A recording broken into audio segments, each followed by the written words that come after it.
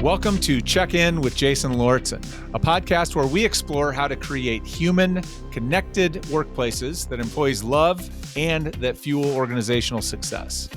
Each week, I invite someone who is leading the way in this work to join me for a conversation to help educate and inspire us. My guest this week is Tara Fournier. Tara is an executive leader who embodies what it looks like to dedicate your career to not only practicing great HR, but advancing the work of HR on a broad scale. She currently serves as the Interim Chief People and Culture Officer at the Lucas Museum of Narrative Art in Los Angeles, someplace I certainly want to go visit soon. As soon as it's open, I guess, as you're building, that's what you're doing. She is also the founder of T4 HR Consulting and president of Pyra, which is SHRM's largest local affiliate serving 4,000 members across Southern California. In all of her free times, in addition to that, she also is the deputy director of California SHRM. So I don't know how you have time for anything else, Tara, but thank you for squeezing us in today. I'm excited that you're here. I'm happy to be here too. And, sleep is something I'll get at some point in time. But for now, I've got work to do. Well, there's plenty to go around, right? All hands on deck. So, well, let's start by learning a little bit more about your work. And so I'd love to just kind of toss the ball to you to talk a little bit about the work you do, both professionally inside of organizations, but also some of your volunteer work. You are doing a whole lot of things. So tell us a little bit about what you're up to. I am doing a whole lot of things. And just first of all, thank you so much for having me here. And thank you everyone for listening. My current role is actually very cool. And yes, Jason, you are invited to come when we do open. I am here in an interim capacity at the Lucas Museum of Narrative Art, which is created by George Lucas, the founder of Star Wars and creator of Star Wars and Indiana Jones and many other things.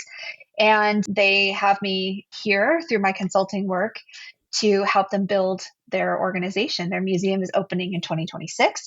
And so we have the giant task in front of us to build an organization and build a culture that will sustain and be representative of George Lucas's vision. And the art that he has. The sample behind me here is Norman Rockwell. This is a gossip. So I think they put it in here because I'm in the people and culture world. So they thought it would be funny, as something to remind me of, how to behave or not behave. So it's a very interesting and fun environment. But for me, I'm a builder. I like to build things. I like to create. And that's why the consulting work that I do is, really aligned with that and helping organizations that are going through change, whether it's, a merger and acquisition, a startup, the not so fun things where they're, maybe shrinking or downsizing. So I really like to come in and help build and sustain, a positive work culture through things that are either stressful for people or, exciting or sometimes, just downright difficult. So that's the work I do that pays me. The work that feeds my soul is my volunteer work. And that's through Pyra, which is, here in Southern California and then through the state, really helping to bring the message forward to HR professionals and help give them the tools and resources they need to do similar work, in their workplaces. So I've been in and around volunteering for many years. I actually was a staff member at SHRM at one point in time, helping, and that's how Jason, you and I met. That is was through my work there. But I really believe that it's important to pay it forward and to help. I mean, it's a very tight-knit community for HR, and it can sometimes be a lonely work because people in the organization don't always understand what you do and you can't always share.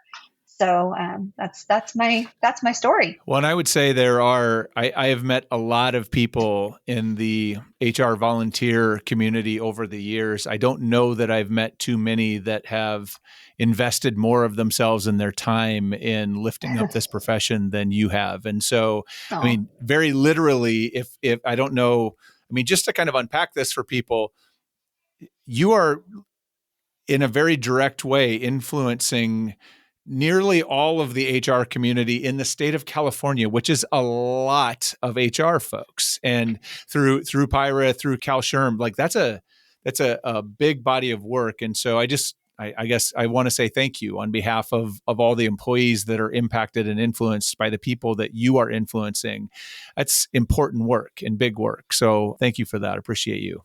No, thank you for that. And it really does take more than just one person or a few people. It takes everyone. And so, wherever you're practicing HR, wherever you're listening to this podcast, or even if you're not an HR professional, it is important. If we all pay it forward and help each other, we can create that vision that we're all trying to make, which is a better workplace for everyone. Yeah, for sure. For sure. So how did you find your way into this work? I'm always curious kind of with what people's origin story is, particularly in HR, because lots of people find their way to HR in interesting ways. So I'm curious what your origin story was. My HR origin story, gosh. So like many people in the lovely Generation X as myself, we didn't come through having great HR programs in school. That kind of evolved. So my path really came in through communications and PR, and through that way, and I found my way working at a PR firm through 9/11. We were working and supporting the grand opening of restaurants and all of those type of things. And there was a recession that followed after that, and I was impacted by that. That was the first time I'd ever experienced a layoff. It was very interesting being 24 years old, not knowing what to do. So I went to my local staffing agency, and they actually hired me on the spot to be a recruiter. So that's how it started, was through recruiting. And then I built my way up through the recruiting and generalist path and business partner, and then up into HR leadership. So it's been an interesting journey. It didn't start in a linear way. And, it's been all different places, all different experiences, as I've gone. But for whatever reason, and maybe everybody goes through this too, every organization that I joined was going through some sort of transformation in a major way. So whether it was a merger and acquisition, an IPO, something. And so over the course of my career, I've decided that what I do is I build airplanes in flight. And that's what seems to be, my path. And through the HR pathway, it really is such a critical role. And I think the seat at the table conversation, was happening in my early part of my career, but now we are there. And it's very exciting to be in that spot and really being able to influence and help shape what organizations are like. So it's been a journey. It's interesting. I was just, as you were talking there, I was thinking the building or sort of repairing or designing whatever it is, airplanes in flight, sort of makes sense that you're sort of now like 1 degree of separation from Indiana Jones. Like that makes sense to me now, right? All of that connects together, or Star Wars. Like it makes sense, the Lucas connection. Yes. So what keeps you in this work? What do you love most about the work you do today? I think what I love most about the work, and I teach my kids this too, is just the word impact, right? It's the impact that I feel that I can have directly on so many different people's lives and on business outcomes. And now, serving with the Lucas Museum, this is a nonprofit and it's here for the public, for everyone. And so really building and creating something that brings other people joy and happiness is very, exciting to me. And so this kind of work, I feel like there are difficult parts. I don't want to, negate that. When there's, difficult performance issues, or you've got to tell somebody that their role is no longer, available, and things that are horrible. But for all of those things, it's also the positive work of you are, really helping people with their experience. They spend more waking hours in our workplace than they do sometimes with their families. So, I feel like there's a responsibility, and I just really enjoy, watching and seeing people grow. It's what makes this such righteous work that we do, right? There's such when HR is done well, it has such a profound impact on people's lives, and that has such a ripple effect, right? When we help people have better experiences at work, they are better people out in the community, in their families, like all over. True. They treat our customers better. It's just such a powerful profession to be in. So thank you for leading the way, for modeling it for us, which I'm excited to get. We're going to talk about a great example of that today. Before, though, we do that, I want to know, in the 5 minutes you have every 6 months where you have free time, which what we're learning, what do you do for fun when you aren't working, Tara? Oh my goodness. Well, when I'm not working, I now have all adult children that are up and out of the house. So I'm still kind of figuring out what my new hobby is going to be now that I'm, an empty nester. But my husband and I, we enjoy traveling. So when we can escape, we do. When we can't, we're very focused. We've been doing a lot of genealogy research and things like that. So tracing family roots has been something we spent a lot of time doing. Some people are probably asleep listening to me say that, but it is very cool to know where you come from and to know your roots. I've been lucky enough to go go back many centuries with some of my lineage. So it's been really fun. Yeah, and then I'm just a huge sports fan. We've been really into college football lately since we're paying for so many colleges. We're football fans of many. Yeah, so those are the things we do when Got we it. have free Got it. time. That's awesome. Thank you for sharing. Yeah. So let's talk a little bit about, I want to dive in to some work that you did at a previous role, and we can talk a little bit hmm about that at a video game company or a company in the video game space. I remember you and I had a conversation. At the time, I was curious about what was happening, how people were navigating sort of the shift or the dynamics of the moving to a distributed workplace and what that was looking like, because there was a lot of noise in the market around what was going on and whether it was working or not. And you were one of the people that raised your hand and said, "Hey, I'd be happy to share or talk about what we're doing." And one of the things you talked about really stuck with me. I actually wrote about it, and then it really resonated with others. So I want to talk about it today to really dig into it a little bit more. And that Sure. was, you talked about, and I'm going to give the headline and then we'll kind of go backwards on how we got there. But you talked about, you have this concept that you developed as you were thinking about space and how you were engaging a hybrid workforce, called that there was different kinds of work, 3 kinds of work: heads up work, heads down work, and heads together work. hmm This is something I have thought about a lot and used a lot since we talked. And so let's start by maybe rewinding it back to kind of, what was the challenge that you were facing as you were thinking about work and trying to sort out the issue that led you to this solution? Sure. I mean, it goes without saying there was a pandemic, and there was everybody having to shift quickly to making accommodations to make it work, and many people went to remote work. And then as the pandemic moved forward, and I would say that CEOs in general were getting more antsy about having this remote workforce. There was a push and a big push at that to get everybody back into the office. And I'll talk more about that. There's been some really interesting statistics for today, but we're on the rewind. So we'll go back to the rewind. So I was working actually not at the video game company, but the one prior, same CEO. I was with the same CEO for 2 Got companies. it. Again, we went through, mergers, acquisitions, and did a change management. And we decided it's not about where the work is being done, it's about how the work is being done. And the idea was, well, let's get productivity. That's what we need, is productivity. We need to get the work done for our clients, for our customers, for all the reasons. And so we knew from engagement surveys that the employees were pretty happy working remotely from home. They were comfortable in their little environments. And again, this was an ad tech company, and then it moved into a video game company. We did the same thing twice. So either which way, the surveys were saying we're happy, we love being at home, we feel good, we're productive about it. And there's a lot of resistance. However, our executive team really needed to be around to collaborate, and they wanted everyone together. And so what I realized is that not everybody's productivity place is the same. So there are some people that had small children at home or lived in a very small, we had groups in New York. So there's a small studio apartment. They were dying to get out. They couldn't focus where they were. So they would want to be in the office. Other people like to be in complete silence to work. And when you're in a setting where there's an open work environment, or there's not as many conference rooms or whatever, these people are distracted and they need to work and get their work done. And not everybody works the same in the same environment. So thinking about this, I said, okay, well, how do we figure this out? Because obviously our CEOs and our executives want people in, our workforce doesn't. If you jam everybody back in, you're going to lose some of your key workers. That's not great. But if you delay the CEO, he's going to get impatient, and that's not going to work. So obviously, this is where we all fell into. We're like, okay, great, hybrid.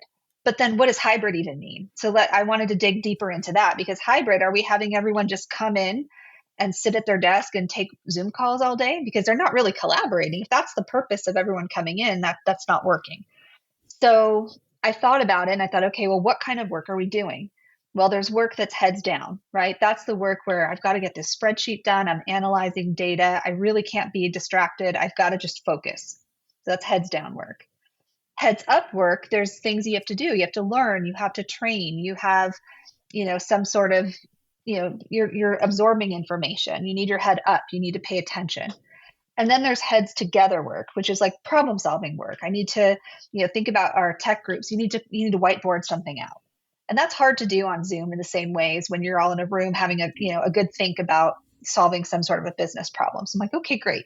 Heads up, heads down, heads together. That's the type of work that there is. Now, how do we turn that into some sort of a hybrid way? And so the CEO that I was working with, fantastic partner, by the way, I wish everybody had a CEO like this. He was more focused about outputs. And I said, well, why don't we try this? Why don't we let people be adults and decide when you have heads up work, then you come into the office and don't have any Zoom calls or any of that. So your heads up, you're here, you're present with whatever's in the room. That is it. If you need to be very focused, you do that wherever that works for you. If heads down work you can do sitting at your desk, in our physical office or at home, it doesn't matter. It's more important that whatever the heads down work is accurate and that you're delivering it. So do that. And then the heads together was like, look, if you're doing heads together, let's make that a point. And we would find a day or a time that everybody would come in and do heads together. So we worked with this experiment, and it was, wobbly at first, but we got there. And I think people really appreciated and respected the fact that they got to choose how and where they got their work done, so long as they were meeting the objectives. So that was the origin story of heads up, heads down, and heads together work. Well, I think what resonates about that with people, and I know it did with me, is that, to your point, so much of the conversation, even yet today, right, we're still hearing arguments in the media about where people should work or what the right policy is and all of these things, but they're not talking about enabling work for people. Like, it's not about creating a better experience of work. It's about arguing over who's going to force who to work where and who's going to win in the tug of war. And that everybody loses. So they're not focused on productivity, to your point. I'm curious, because if I recall correctly, you also, I think in your second, when you were sort of doing this a second time in the second organization, this actually impacted how you thought about workspace that you were creating and designing. Yes. So can you talk a little bit about how, like, you took this kind of next level into facilitating or enabling this with the kind of space that you were creating? Yes. So that was another thing. I would say that in the first organization, it was a global organization. So there were people all over the planet, all over the globe. So there was always that need for the Zoom calls and that, because we just nature of how we worked. The second organization was also global, but smaller scale, everybody in North America. So that made it a little bit different and easier. But for space, we decided that we needed to have, places where people could take phone calls. We needed to have collaboration spaces. So we changed the name of office. We didn't like the name office. It had a weird connotation. So we called it it was in our video games. We called it our studio. And we thought about, do we call it a learning lab? Do we call it a collaboration space? What do we call it? Because calling it office, it just, to me, had the connotation of the old, like, you go in, you sit in your cubicle farm and you type all day and or you think of like the TV show The Office, which has its whole other set of things, with that. And that just wasn't the right thing. You had to get people in the right frame of mind, but also have spaces. So we had, collaboration spaces. We had a big couch set up in right in front of a whiteboard so people could sit comfortably and make it warm and inviting for people to want to be there. And so we didn't do a mandate where you must be in the office 3 days a week, or you must be here on Tuesdays and Thursdays and Wednesdays. But we started just sprinkling things in where we would have, food every Wednesday afternoon. We just started to do it, and people organically made the decision to come in. And there were some people that never did. They just never wanted to. But they were great. They were getting things done. And so it really came down to, what is important? Is it important to have 100 out of your 100 people in front of your face every single day, all day? Or is it more important that the 100 people that you're paying, the most expensive asset or, most expensive line item on your budget, that it's actually turning out whatever your objective is, whatever work is that you're doing? So performance talks, right? That's what it's all about in the end. Sometimes we forget that or we get distracted, but that's what we should be enabling, setting people up to do their best work. Exactly. And it's interesting too. There's an article that came out in the Atlantic this week. It's called Revenge of the Office by Rose Horowitz. So I will send you the link, Jason, so you have it. And it talks about this whole trend. When you said it was in the news, obviously Amazon, everybody knows Andy Jassy is bringing everybody back 5 days a week. And so everyone's watching this experiment to see what happens. But this article kind of broke down, there were a bunch of different studies, and KPMG did a study of 400 CEOs to talk about this whole where do you work conversation. And then there was a Gallup poll that went on at the same time for just regular employees. And that the data is crazy. So like 79% of the 400 CEOs said they want their full-time office work in the next 3 years. Only 7% of employees want to be in the office 5 days a week, right? And then 33% of the employees wanted full remote, but 60% are cool with some sort of hybrid arrangement. So there is room to work here. It's just there's a disparity between what the executives want and what the employees either want or need. So it's not going away. It's a big one. I'd seen that headline too, and it was one of those head shakers where it's, in at least the headline that I'd seen on that study, that same executive study, was that very specifically these CEOs, I think, were suggesting that they think remote work will not be a thing in 3 years. Like it will be gone. Everybody will be back to the office, which I think is just ridiculous. I don't know about that. You know what I mean? It's like this, what do they say? It's out of the barn, it's gone, right? This is not a genie we can put back in the bottle. And so, and it's working clearly. Gallup's finding it's working for people. I think there was I think it was a PwC Pulse in this fall of 2024, recent data that they were asking, I think they were measuring like engagement or satisfaction. And what they were finding was, or actually, I think they might even have been talking about like how connected do you feel with work. And they were finding that, and I've seen study after study that suggests that hybrid tends to outperform both ends of the spectrum. When people are in some kind of flexible arrangement, they tend to feel better about their work. And so it's really interesting. And I'm curious, so when you implemented this, when you look back on it, what can you point to or share with us in terms of what the impacts were? What was the result of using this kind of approach of thinking about how do we enable or create freedom for employees to kind of find the right environment for the kind of work they're doing? I think it was, with everything, when you have a large number of humans, you have a mixed reaction at first. I think what it did was it sussed out performance deficiencies, right? So I think it created a culture of accountability where, if you're saying I need to work remotely from home, one of the things that the CEOs are saying is some CEOs say, you're not even working when you work from home. You're distracted. You're doing, you're watching TV. You're not doing your thing.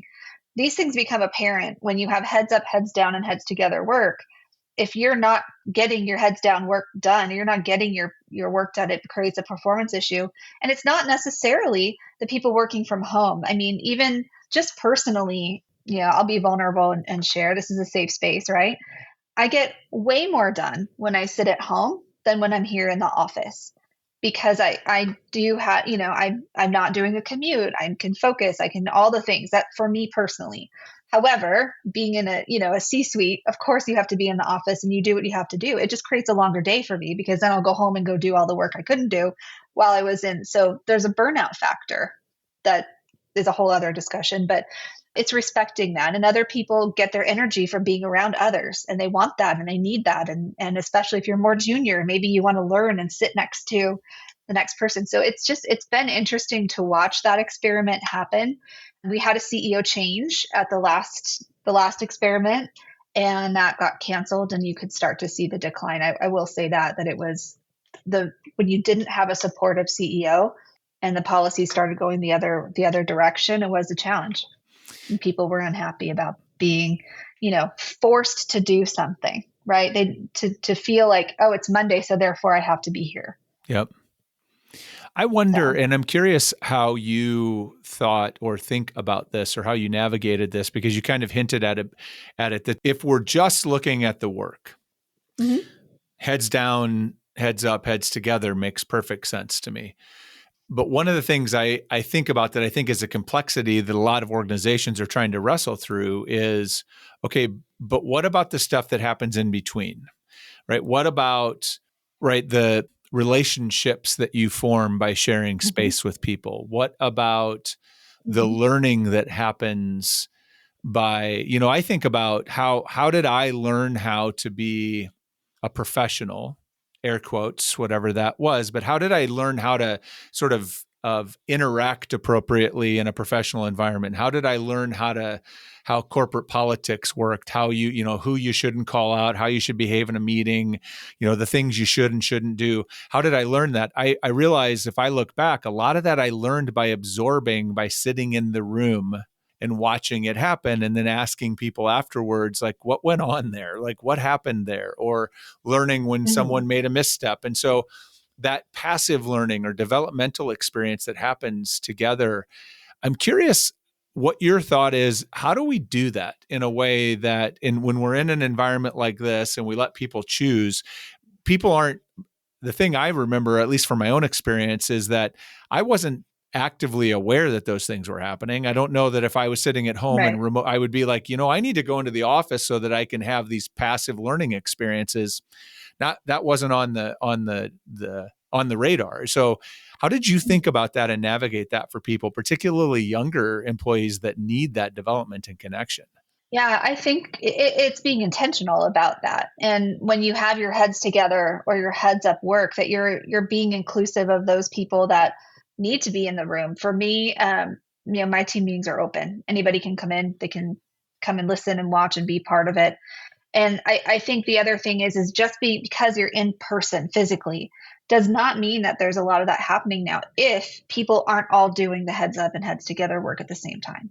If you've got everybody sitting on Zoom calls and you walk down, for example, some days here, we're here 3 days a week in this environment, and you can walk down the hall and everybody's got a screen up and they're talking to somebody and something else. And so there's not really a lot of heads up learning there, but where I do see it is, it's lunchtime or people are walking through the halls and things. So there is a benefit and there is a value to being together.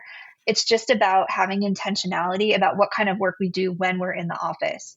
So to me, if you could have a day where we're not doing Zoom calls today, we're all just going to be here, and whatever discussions, whatever meetings we're going to have, we're going to find a space to do that.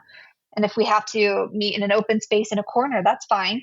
But let's be out and together. So you just have to encourage people to step away from the computer, the heads down or the isolated work, and be intentional about it. That's really easier said than done. Yeah. But I think, aspirationally, if you can get people into that mindset where, maybe it's a no Zoom meeting Friday or no Zoom meeting Wednesday.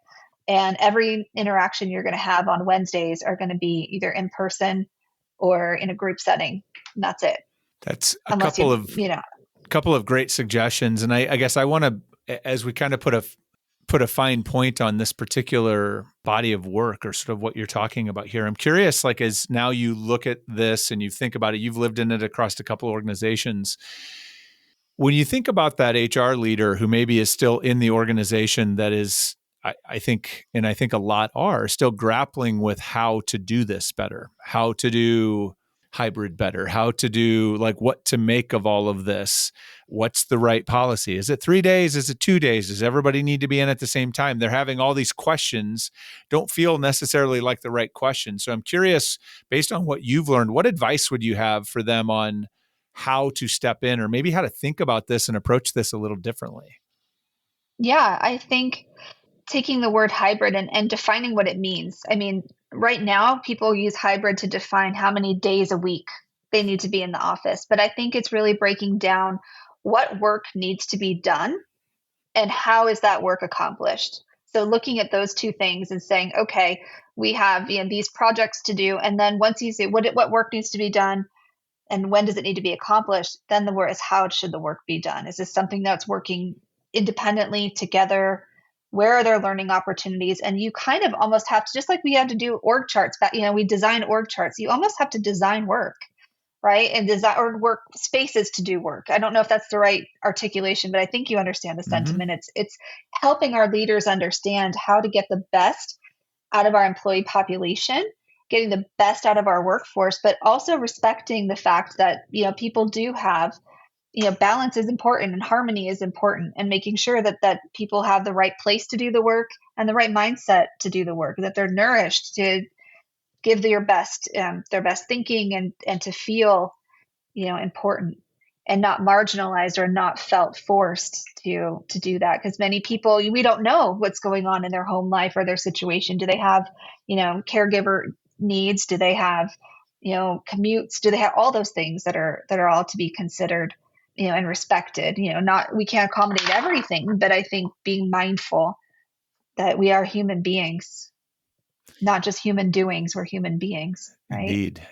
Well, and I also just want to emphasize how powerful language is, because there's a couple of things that you have done here that I think is incredibly powerful. One is giving language to people to talk about their work in a way that feels more meaningful. Heads up, heads down, heads together.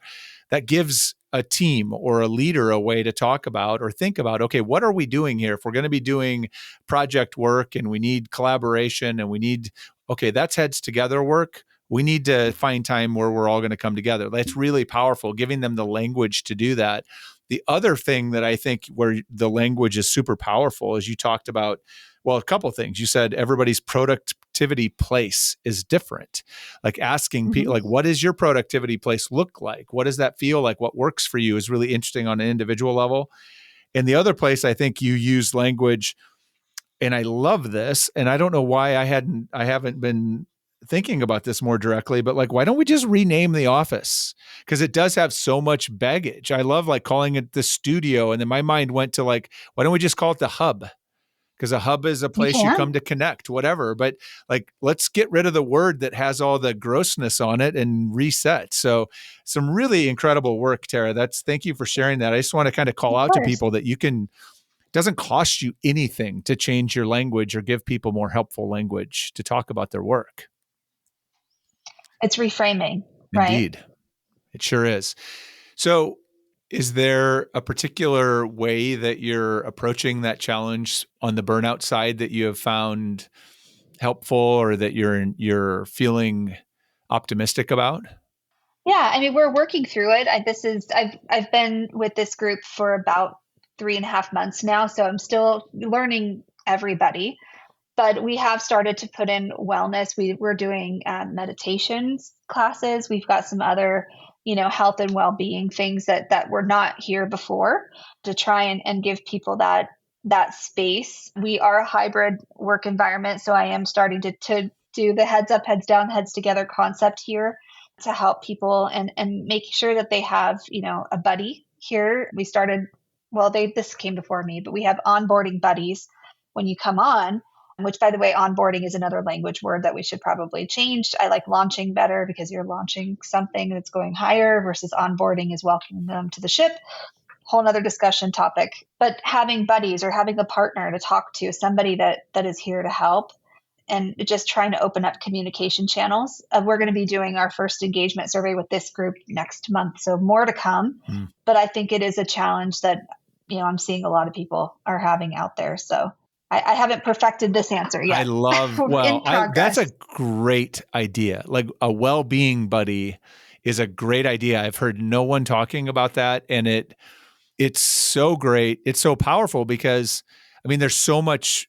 I mean, I talk about relationships all the time, right? That's my thing. And so I tell people like relationships and connection is like the super tool. Like it improves performance, it improves happiness, improves all these things. But one of the things it does that we don't talk enough about is it is incredibly powerful at helping with well-being. Like it's a great supportive thing of well-being. So that's awesome. I'm anxious to hear more about that down the road as you play that out and see what that looks like. But that's a really good idea. So the last question I have for you is, or the last sort of bigger question, I guess, is about the future. And I'm curious, when you think, I'm going to ask you to kind of dream or put your sort of your crystal ball, your optimistic crystal ball in front of you. Okay. When you think about work, let's say 5 years down the road, what's one thing that you hope will be different about work than is today? Good question. I mean, my first answer, because I've got a little bit of snark in me, is that we're not talking about hybrid work anymore, that we've got this figured out and everybody knows how to work and where to work. I mean, that would be one thing I hope it will be different, is that we're not having this conversation. But I also feel like, I guess if I have my beautiful crystal ball and I'm looking in the future, is that there is harmony, right, between work and the rest of the things, that people are not just thought of as work, that the whole individual is recognized. And when people do feel recognized and appreciated, and that psychological safety is really embedded inside an organization, people, just like you said, people shine, and they shine at work and they shine in society, and just helping us. Hopefully that makes us have a happier and kinder society. I want to live in that world. So yes, I will. Let's do it. I will co-sign that. Let's do that. Make it happen. All right, Tara. Well, here we are. We're at the end. This has been an awesome conversation. I'm curious. We did, check-ins. I always like to do check-outs too. So in one word, how are you feeling as we wrap up this conversation right now? I'm feeling, one word. Mm-hmm. I already ruined the exercise. It's okay. I'm feeling optimistic. And I am inspired. I love some of the language and some of the ideas. Like, this is really good stuff that I think we can all take and use to make our work better, have a bigger impact. So if people want to connect with you, which I'm sure they do, where do they find you? How is the best way to connect with you? Sure. Well, you can find me always on LinkedIn. There's lots of Tara Fourniers. I'm the only HR one out there. Find me there. You can always, you can email me if you want. It's really easy. It's tara@tarafournier.com. If you want to send me a specific question, and I'd be happy to chat with you. Now, before we go, I want to give you a second to talk about, you have kind of some exciting work that you're working on. They're tools for HR folks to do better work. And so I'd love for you to talk just a little bit about what you have coming. I know this is an upcoming project. Yeah, this is my secret project. So now it's not secret. Thanks, Jason. Well, hey. For those that listen, you are in on the secret, that I'm working on. So through my work at T4 HR and consulting, I want to help organizations and HR leaders with analytics tools to take a survey of your business. What is your organization structured like? What is the heads up, heads down, head together work? Just a quick tool that you can use to get a state of the union of where you are, and give you kind of some directional help on what needs to happen next for you, helping you build your roadmaps out so that we can do this work. I feel like, everybody has the equal opportunity to go through, analyze their work, and get it moving, and also help you talk to your C-suite if that's something that's a challenge for you. It's to get change and have change management. It's just a starting point for a conversation. So stay tuned. It's still very early in the works. But it's coming, probably and it sounds early next awesome. year. It sounds awesome. Yeah. So, Tara, thank you so much for joining me. This was a great conversation. So much to learn from you. I appreciate you. I appreciate you too. And thanks to everybody for listening, and keep those heads up, down, and together. Indeed. Thank you for joining us today. I hope you are as inspired, and I should have said titillated. I think that's the word. There was some really good stuff in there. That's a better word than inspired even. But I hope you are leaving feeling that same way. And please remember, check in with those who matter most to you. Might be the most important thing you can do today. Till next time.